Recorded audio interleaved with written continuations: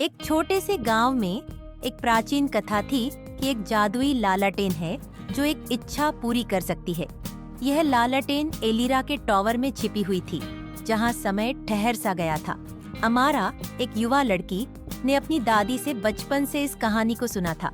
उसके गांव में सूखा पड़ा था और फसलें बर्बाद हो रही थीं।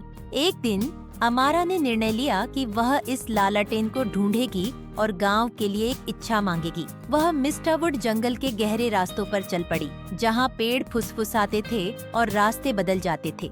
कई चुनौतियों का सामना करने के बाद वह एलिरा के टॉवर तक पहुंच गई।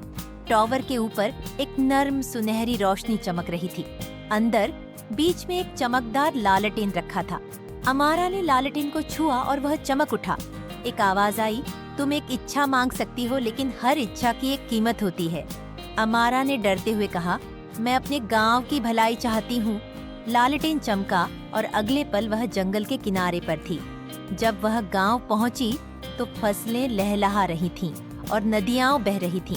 लेकिन अमारा को महसूस हुआ कि उसने अपनी आत्मा का एक हिस्सा टॉवर में छोड़ दिया था, हमेशा के लिए उस जादू से बंधी।